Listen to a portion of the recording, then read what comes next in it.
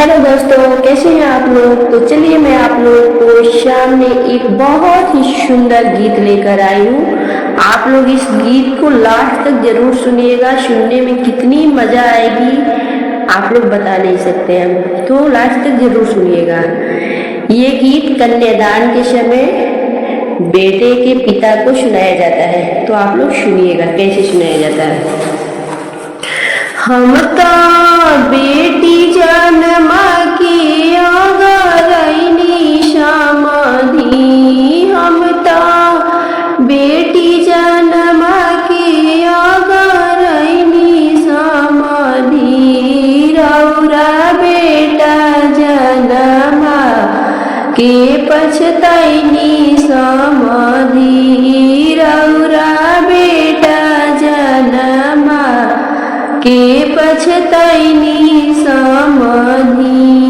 हम तो बेटी दान कोई की अगरैनी समाधि, हम तो बेटी दान कोई की अगरैनी समाधि, रौरा बेटा आपन बेचनी पछतैनी समाधि, रौरा बेटा आपन बेचनी पछतैनी समाधि।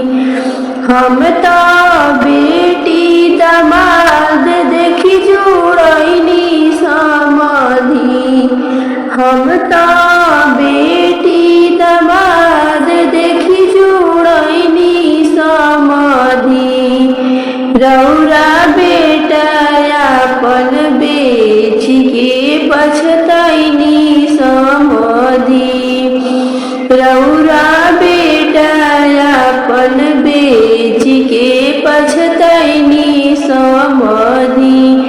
हम तो बेटी जन्मा की अगरैनी समाधि, हम तो बेटी जन्मा की अगरैनी समाधि, रौरा बेटा जन्मा के पछतैनी समाधि, रौरा बेटा जन्मा के पछतैनी समाधि। तो ये गीत कैसा लगा आप लोगों को कमेंट करके जरूर बताइएगा दोस्तों, ये गीत कैसा लगा आप लोगों को।